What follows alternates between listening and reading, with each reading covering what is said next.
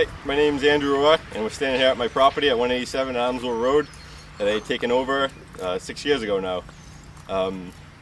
We sell a lot of farm fresh vegetables here that I grow myself.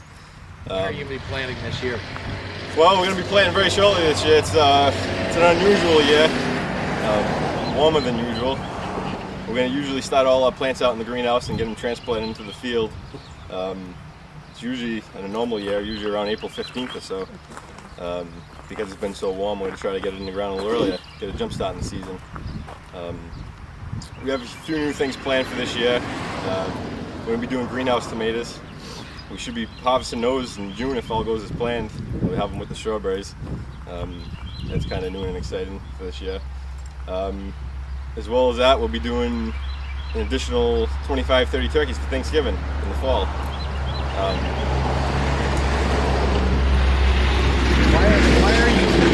Why are you doing this? I really love doing it. I started working on the prior owner's land, with the Woods Farm down the street here, and I worked there for about 3 years and really grew to like it. And when the opportunity came to purchase the land through the West Coast Land Trust, which really helped out in the process of buying the property, I bought the land, and here I am today standing on 14 acres of land, 23 years old. It's a rarity these days. Who are your customers? Well, I sell mainly to the community around us. I mean, without them, we wouldn't be here. It's definitely a big help, and every customer I have, I appreciate every bit of them, every one. When do you plan to open this year? Well, we usually open around the middle of June, but the way this warm weather's been going, maybe we'll be opening up in the end of May. Who knows? You can never tell. Who staffs the stand here? This is all family owned, family operated here. It's mother and father, grandmother, and anyone else who wants to help out. We take them all. We certainly need the help down here. Tell us about what crops you're going to have this year. I plant quite a few different varieties of vegetables. We have a wide variety in the summer, and then right into the fall with pumpkins and squash and whatnot. And we have fresh sweet corn. That's our main crop during the main season. We try to extend that as long as we can into the fall. And onions, potatoes, and other varieties. What role did the CPC play in the Community Preservation Act play in your being able to do this? Well, really, without them, I wouldn't be standing here today. I'm very grateful for what they did in preserving the property and trusting me to take it over, to do what I'm doing here.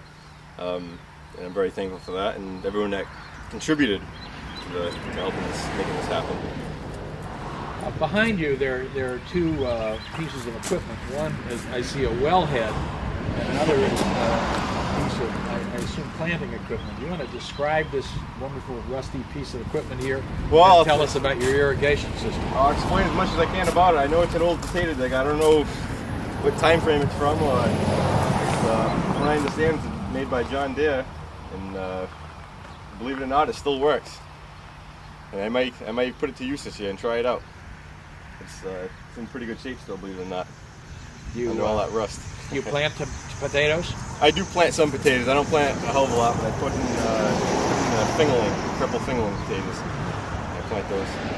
Last year you put in an irrigation system and an electrical outlet, electrical connection.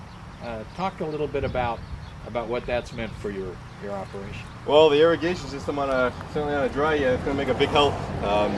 I got a grant from the NRCS to do this, and same thing, without them it wouldn't be possible to do it. They're certainly not cheap to put in, and that was installed last June, and I used it quite a bit last summer, and can use it a hell of a lot more on a drier season. And you need water and sun to grow vegetables. The ingredients. What kind of an irrigation system is it? Is it one of those big spray units, or do you? This is drip irrigation. It runs through small lines that drips very slowly and allows the well to keep up. You can irrigate quite a bit of property using that type of system because it's very low volume of water. Tell us about the property. Is this something that you own outright, or is there a restriction on what can happen to this property? Well, there's a restriction on the property. It has to be obviously farmed. That was part of the agreement with the property, which is perfectly fine because that's what I plan on doing for the rest of my life here. And it's